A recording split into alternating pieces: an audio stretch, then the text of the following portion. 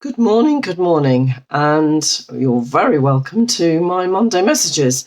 And as you can hear, I'm a little bit croaky this morning, so if my voice gives out, forgive me, and I will have to write a blog instead. But it's a little bit unreliable this morning, which is a little bit ironic, actually, given that I'm talking this morning about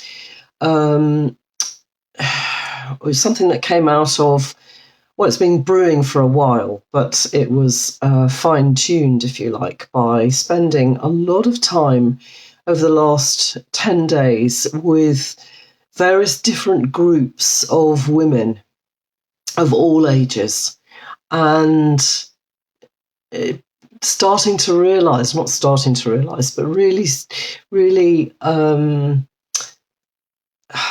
what's the word? I can't think of the word. Sorry, my head's a bit blurry this morning.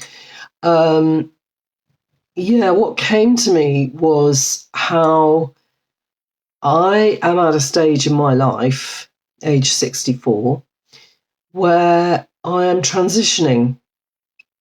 I'm choosing to transition into what we used to call an elder woman of wisdom, hopefully. And how that has come about, or been fine-tuned, if you like, is that I spent, first of all, a fantastic weekend in Dublin with my colleagues on my Healy team, most of whom are a good deal younger than me. One of them, we actually realised I was actually the same age as her mother. And I'm not actually somebody who's ever really thought about age in a derogatory way. I have friends and colleagues of all different ages, and what attracts me is their spirits, their joy for life, their values, and whether they stimulate me, entertain me, make me laugh, or impart wisdom to me. And so most of the women I spent time with at the Dublin Mind, Body, Spirits were a good deal younger than me, and we all got on famously, and we'd never met in person before, which is wonderful. But also I met lots and lots of other women of varying ages, and one amazing woman who is actually older than me, 74 I think she is, who is fascinated by the Healy and has decided to invest in it. And I really applaud her for that, because a lot of us would be thinking, 74? What's she doing that for? But she is an amazing practitioner, and she is open and wise and willing to engage the idea of possibility on every angle of her life. And that, to me, is what an elder is. We are the wisdom keepers and the wisdom teachers when it's required. And wisdom comes from, not only from experience, because all of us have had experiences, of course we have. What it comes from is being able to learn from those experiences and to become wise enough to know when is a good time to be quiet and to really listen, and when is a good time to roar like the top of our voices, and to tell wonderful stories, as opposed to telling the same story over and over again. And so many of us get stuck in that same story. And I wanted to invite you this morning, because I had lots to say, but I'm not going to be able to say it because I can feel my voice is going. Excuse me, I'm just going to take a sip of ginger tea. So, where was I? I wanted to invite you this morning to think about your beliefs, no matter how old you are. What are your beliefs around getting older, old age, especially when you're thinking about women as opposed to men? Do you, where do those beliefs come from? who might you have picked them up from? Because our beliefs come from our parents or our original carers, our families of origin. They come from our collective, the community that we live in. They come from our religions.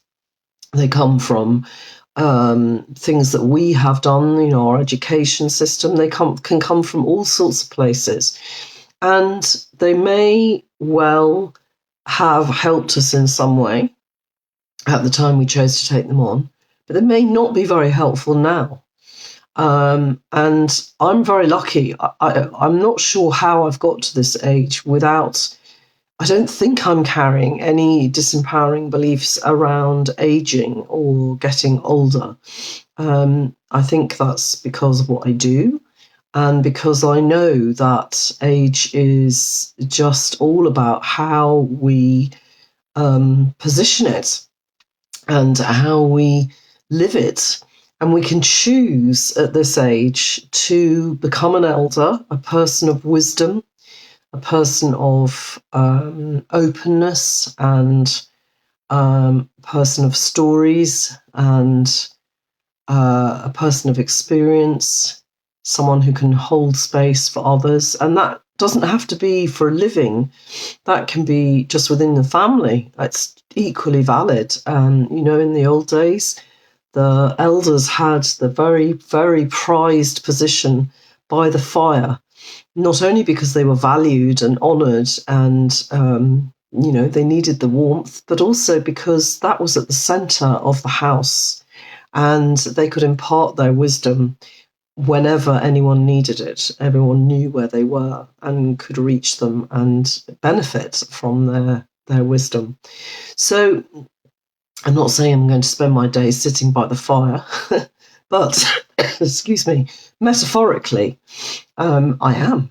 And I want to also encourage you to do something, even if it's one tiny thing, that really lights you up. And that will keep you feeling alive, young, if you like. I don't want to feel young. I feel way better now than I did when I was young. I'm carrying far less baggage and I actually feel healthier. Not maybe today necessarily, but generally I do. So I've no desire to be young again, and that's what culture teaches us. What I've desired to do is to be vibrant, joyful, open, constantly learning, and willing to say, yeah, maybe I was wrong about that.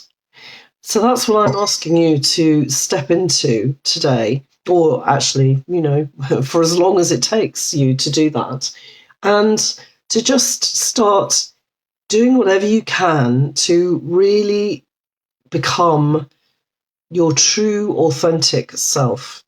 Because I think that's what our purpose is. I think we can get too hung up on, oh, God, what's my purpose in life? Why was I here? Well, maybe it's as simple as you're just here to be yourself, and you're here to be all that you can be without restriction and without those disempowering beliefs and without all the dumbing down that our society these days bestows upon us. And maybe we should actually grow old in a bold, brave, vivacious, colourful, expansive way, and not bow down and be quiet and still and wear beige. Although it looks like I'm wearing beige today, I'm actually not. It's pink. And there's nothing against beige, but you know what I mean. I'm just using it as a metaphor, really. I think a lot of society would like older women to just disappear. Well, we're not going to, are we? Have a wonderful week. Take care. Bye.